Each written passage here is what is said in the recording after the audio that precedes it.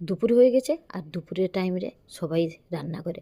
তো চলুন আজকে আমার রান্নাঘরে স্পেশাল কি, তার সাথে আমার বাড়িতে কে এসেছে, কাউকে ডাকেনি তারপরেও সবাই চলে আসছে। চলো রান্নাও করি, ওদের সাথে দেখাও করাই। কড়াইটা গরম করে নিলাম, তারপরে সব রকমই গরম মশলা আর জিরে দিয়ে ভালো করে একটা তড়কা লাগালাম।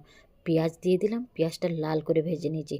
এইদিকে আদা রসুন কাঁচা লঙ্কা হলুদ আর জিরেকে ভালো করে বেটে নিয়েছি। বাটার পরে ওই মশলাটা দিয়ে ভালো করে কষিয়ে নিলাম। স্বাদ অনুসারে নুন আর কাশ্মীর লঙ্কার গুঁড়ো দিয়ে মশলাকে আবার কষালাম।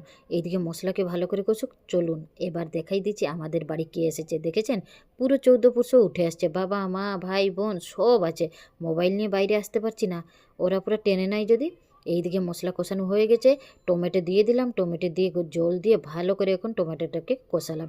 টমেটো যে সময় গলে গেল, দিয়ে চিংড়ি মাছ দিয়ে দিয়েছি। চিংড়ি মাছগুলো ভালো করে নুন হলুদ দিয়ে ভেজে রেখেছিলাম, মশলাতে দিয়ে কষিয়ে নিলাম।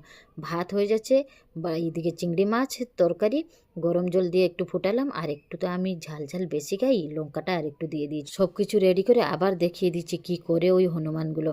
দেখুন ড্রাগন ফুল হয়েছে, আর এইদিকে হনুমানগুলো এই ছাদে বসে আছে। এবার আমার তো খাবারটা হয়ে গেছে, আপনাদের সাথে একটু শেয়ার করে নিই খাবারটা কি। আজকে আর মা বাবার গল্প নাই, আজকে আমাদের বাড়িতে কে এসেছে ওদের গল্প। স্যালাড, উচ্ছে ভাজা, ছোটো মাছ ছিল পেঁয়াজ লঙ্কা দিয়ে ভেজে নিয়েছে।